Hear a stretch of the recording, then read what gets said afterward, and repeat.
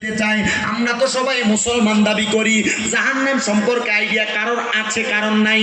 কারণ মাহফিলের মধ্যে যারা যারা বসলেন একটু জাহান্নামের ভয়ের ব্যাপারে একটু শোনার চেষ্টা করেন। আল্লাহর হাবিবের কাছে হযরতে আব্দুল্লাহ ইবনে আব্বাস রাদিয়াল্লাহু তাআলা আনহু প্রশ্ন করলেন, ইয়া রাসূলুল্লাহ, ইয়া হাবিবাল্লাহ, আপনি বলেন না জাহান্নাম দেখতে কেমন? আমার নবীজি চোখ মুবারকের পানিগুলা টপ টপ টপ টপ করে ছেড়ে দিলেন। হাদিস শরীফের বর্ণনাকারী উনি নিজে বলতেছেন, আমি দেখলাম নবীজি এমন ভাবে কান্না করতেছে, ছোট বাচ্চারা দুধ না পান করতে পারলে যেমন ভাবে ওয়া ওয়া করে কান্না করে, বড় নাজেহাল দেখা যায়। আমার নবীজিকে জাহান্নামের ব্যাপারে প্রশ্ন করার পর আমার নবীজি চোখ মুবারকের পানিগুলা তেমন ভাবে টপ টপ করে ছেড়ে দিয়ে নবীজির চেহারার মধ্যে একটা নাজেহাল ভাব প্রকাশ করলেন। ইয়া রাসূলুল্লাহ, ইয়া হাবিবাল্লাহ, নবীজি আপনাকে জাহান্নামের কথা বলার কারণে আপনি কেন এমন ভাবে কান্না করেন?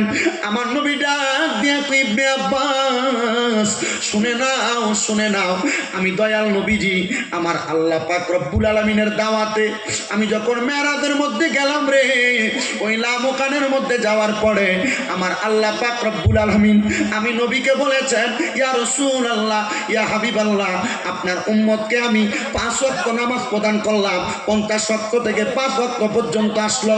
নবীজি আপনার উম্মত যদি 5 ওয়াক্ত নামাজ আদায় করে, আপনার উম্মতের জন্য একটা ইবাদতের কারণে একটা স্থান রাখা হয়েছে, একটা জাযা রাখা হয়েছে, যে জাযার নাম হলো জান্নাত, যে জাযার নাম হলো জান্নাত।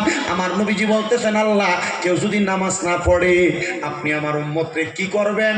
আমার নবীজি এই কথা প্রশ্ন করার সাথে সাথে আল্লাহর হাবিবকে স্বয়ং আল্লাহ বলতেছেন, ইয়া রাসূলুল্লাহ, আপনি চলেন আমার সাথে। আমার নবীকে আমার আল্লাহ সাথে সাথে জাহান্নাম প্রদক্ষিণ করাইলেন, জাহান্নামের দরজার সামনে গেলেন।